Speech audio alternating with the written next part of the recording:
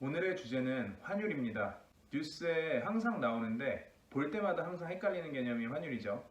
환율이 올랐다, 원화 가치가 하락했다, 뭐 이런 뉴스들이 나오는데 과연 이게 정확히 어떤 의미인지 방향들이 매번 헷갈리는 이제 그런 상황들이 있었을 텐데요.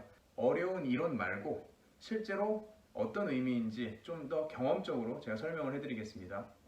환율은 두 통화 간의 교환 가치를 의미합니다. 우리가 예를 들어 주식시장에 가서 삼성전자 한 주를 6만 원을 주고 사요. 그러면 주당 6만 원이라는 가격이 형성되게 되겠죠.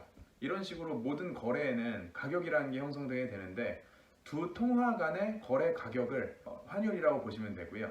그래서 A 통화를 사기 위해 B 통화를 얼마 지급할 것이냐 라는 개념이 환율입니다. 그래서 환율은 항상 이렇게 쌍으로 거래가 되고요. 한 통화를 사게 되면 반대편 통화를 팔게 되는 특징이 있습니다. 예를 들어서 달러원 같은 경우에도 1달러당 1200원이라는 환율 쌍이 존재하는 거고요. 그냥 원화 환율이 얼마다, 달러 환율이 얼마다 라는 개념은 존재하지 않습니다. 그래서 환율이 어떻게 표시되나 보면 기준통화 한 단위를 사기 위해 얼마만큼의 상대편 통화를 가격 제시를 할 건지에 따라 결정이 됩니다. 예를 들어 1달러를 사기 위해 1200원을 제시한다는 것은 기준통화 달러의 최소 단위인 1달러를 사기 위해 1200원을 제시한다는 의미죠. 대부분의 상황에서 기준통화는 미국 달러고요. 그 이유는 기축통화이기 때문에 세상의 수많은 결제가 미국 달러로 이루어집니다. 그래서 교환을 용이하게 하기 위해서 기준통화라는 걸 하나 정했고 그 기준통화가 기축통화인 달러가 된 거고요. 달러 원, 달러 옌, 달러 위안 이런 식으로 수많은 통화들이 1달러당 얼마의 옌화냐, 얼마의 위안화냐 라는 형태로 거래가 되고요. 세상의 대부분의 통화가 붙었을 때는 달러가 이겨요. 달러가 기준 통화입니다. 물론 여기에도 예외가 있습니다. 예전 영국 연방의 국가들, 그리고 유로화, 영국 연방의 국가들이었다 하면 영국 파운드화, 호주 달러, 뉴질랜드 달러가 있습니다. 그리고 유로화까지 이 네 개의 통화는 달러랑 붙었을 때 얘네들이 기축 통화가 됩니다. 그래서 유로 달러 1유로당 몇 달러 내야 되느냐, GBP USD 1파운드당 얼마 내느냐 이런 식으로 가격이 거래가 되게 되고요. 아무래도 미국이 기축통화가 되기 전에 오랜 기간 동안 영국이 기축통화국으로 금융시장의 중심으로 활동을 했기 때문에 이 관습이 굳어져 있는 게 아닐까 생각이 되고요.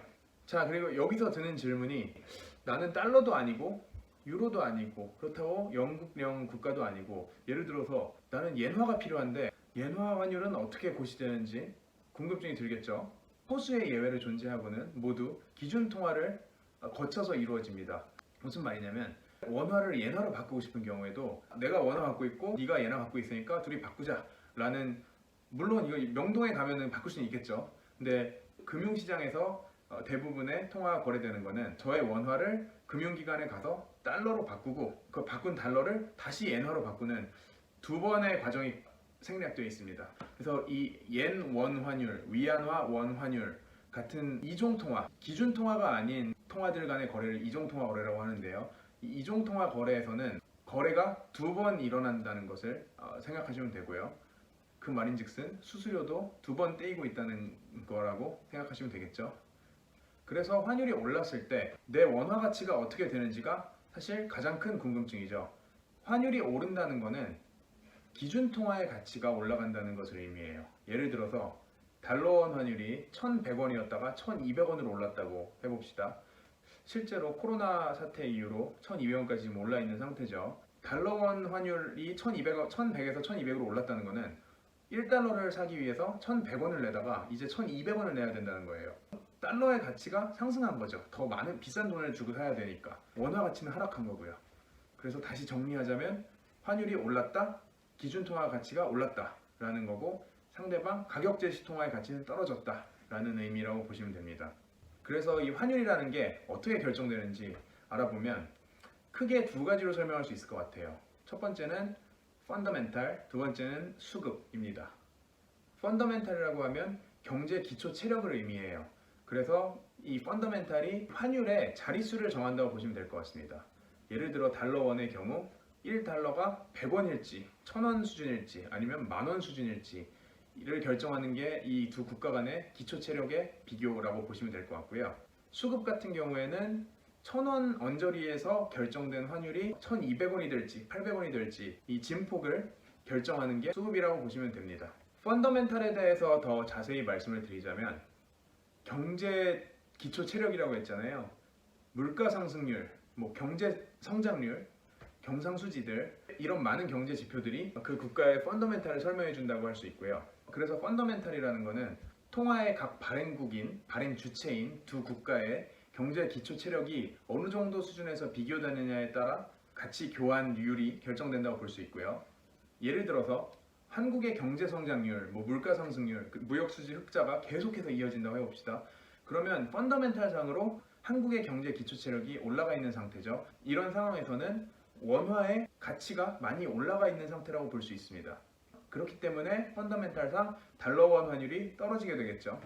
수급 같은 경우에는 해당 통화가 얼마나 시장에서 인기가 있는지, 얼마나 지금 실제로 필요한지 여부에 따라 달려 있습니다. 가장 대표적인 게 외국인의 국내 투자라고 볼 수 있고요. 예를 들어 외국 투자자가 코스피 주식을 사고 싶어요. 한국 주식이 굉장히 전망이 좋아 보인다. 그럴 경우에 달러를 들고 있는 이 외국인 투자자는 원화로 한번 돈을 바꿔서 주식 시장에 참가를 해야 되죠. 이런 상황에서는 달러를 팔고 원화를 샀기 때문에 원화의 가치가 증가하고 달러 가치가 떨어지죠. 그 말은 달러원 환율 자체는 떨어진다는 거고요. 반대로 한국 주식시장에 참여하던 외국인 투자자들이 한국에서 떠나고 싶을 경우에는 반대로 달러원 환율이 그럼 오르겠죠. 다른 예시로는 두 나라 간의 금리 차이가 될 수 있습니다. 예를 들어서 미국에 있는 투자자가 달러를 1년 동안 미국에서 맡겨놨더니 은행에서 1%를 주더라. 근데 한국에 와서 한국은행에 원화로 맡기니까 2%를 줄 것 같다. 그러면 달러를 원화로 바꿔서 한국에 예금해서 한국에서 이자를 받아가겠죠. 이런 경우에는 역시나 외국인 투자자가 한국에 와서 투자를 하게 되기 때문에 원화를 사게 되고 달러 원 환율은 내려가게 됩니다. 수출입 기업들이 달러를 얼마나 벌었냐 아니면 얼마나 필요로 하냐도 중요한 이슈고요. 예를 들어 현대중공업이 유럽에 배를 팔았다고 합시다. 5억 달러어치를 팔았어요. 5천억, 6천억 정도 되죠. 이 돈을 결국에는 한국으로 가져와서 원화로 바꿔서 회사를 운영해야 될 텐데 이런 경우에는 역시 달러를 팔고 원화를 사야 되기 때문에 달러원 환율은 내려가게 됩니다. 그리고 요즘 같은 상황에서 더 눈여겨봐야 되는 게 안전자산 선호 현상인데요. 안전자산 선호 현상이라는 건 한국보다 더 안전한 자산으로 평가받는 투자 대상을 향해 돈이 빠져나가는 것을 의미합니다. 그래서 외국인 투자자들이 예를 들어서 한국 증시, 한국 채권에 들어와 있다가 이번에 코로나 사태 같은 문제가 커지게 되면 전 세계적인 경기 불황이 올 것 같고 아무래도 한국은 세상에서 가장 안전한 국가는 아니니까 더 안전한 곳으로 돈을 옮겨야겠다라는 생각을 하게 되겠죠. 이런 상황에서 금, 엔화, 미국 국채 등의 안전자산으로 기존에 있던 돈을 옮겨가게 되고요. 그래서 한국 증시나 한국 채권 시장에 들어와 있던 외국인의 돈이 해외에 있는 안전자산으로 빠져나가게 되면 원화를 팔고 달러를 사서 그 안전자산으로 돈이 몰려나가는 거기 때문에 원화 가치가 하락하게 되고 달러원 환율은 올라가게 됩니다. 참고로 이번 코로나 사태 이후로 걱정이 좀 많았어요. 환율이 또 급등하는 거 아닐까. 2008년 리만 사태 때나 90년대 IMF 사태를 보면 환율이 급등을 했거든요. 그래서 1,000원 언저리 하던 환율이 2,000원 언저리까지 올라가고 그런 문제들이 있었는데 아직까지는 물론 상승은 했어요. 1,200원 정도에서 지금 머물고 있는데 아직까지는 이 정도 수준에서 크게 튀지는 않아서 다행히 환율이 유지는 되고 있는 상황인 것 같습니다. 그래서 이 개념들을 항상 갖고 계시다가 이제 뉴스 나오는 걸 이제 맥락을 잘 이해를 하셔서 앞으로의 자산 증식에 조금이라도 도움이 되었으면 좋겠습니다. 재밌게 보셨다면 구독, 좋아요 눌러주세요. 다음에 만나요. 안녕.